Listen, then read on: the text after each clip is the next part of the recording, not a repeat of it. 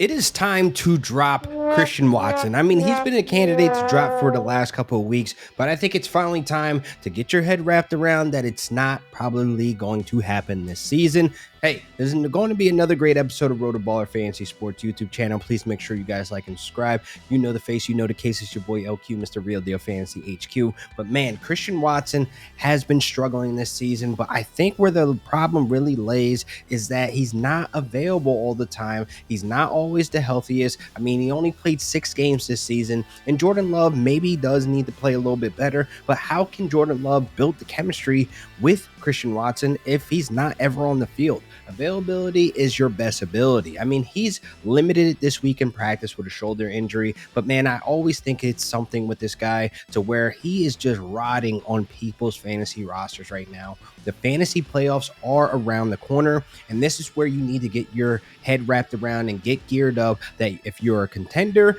and if you need to make some moves, the moves to make are right now. I'm probably dropping him because if you're dropping Calvin Ridley, you should probably be dropping Christian Watson. Now, I'm going to iron out a little bit of things and why I think it's just a bad idea to roll into the fantasy playoffs with him if you're going to constantly try to give this guy chances when he's healthy in your starting lineups, because I've been hearing horror stories about him in starting lineups where it's just not working. You're constantly holding your breath, praying to God if he can just find the end zone, because man, looking at Christian Watson this season, it's just been horrible. Looking at Jordan Love and Christian Watson together, it's just been horrible. It's just been bad. Now, looking at Jordan Love when he's targeting Christian Watson, here's the thing that makes me just go crazy about this. What makes Christian Watson so good? Well, not what makes him so good, why he was hyped up over the summer to be pushed to new heights in the ADP. To be clear, I faded him, but this is where he really gets his bread and butter, and that's on the go route. He's a big playmaker,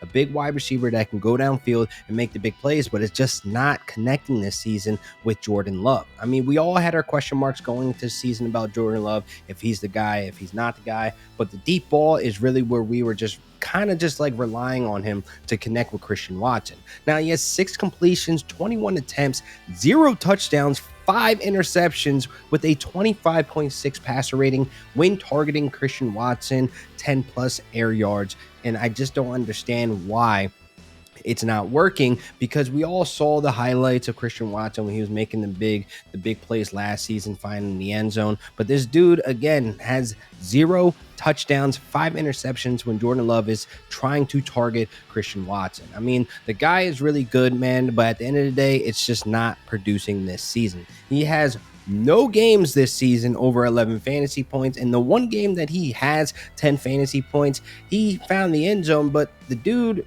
only had 25 receiving yards that game, and he has no game this season where he has over 3 receptions. So this is clearly a guy that's a zombie on your bench that's just taking up a roster spot. You're probably thinking, hey, there's not many guys out there I can try to plug and play him and try to replace him, but that's a lie. Even looking on this same roster, Jayden Reed is very undervalued right now. This is a guy that's just been getting better and better and better. And now that it's week 11, we're into the part of the season where rookies really start to really show that they've been developing, show that they can get on the field and stay on the field and make the big plays. I mean, Christian Watson, his number one route right now is the go route. And again, he has 0 receptions on those go routes. So it's clearly not working. So I would like for you guys to pivot to other options. I mean, Odell Beckham, Thursday Night Football, he showed up and showed out, still on the waiver wire. He is a little banged up with a shoulder injury, but it's not that serious, but he's another option. And like I said, Jayden Reed, very undervalued there. There's other wide receivers out there on the waiver wire that you can just plug and play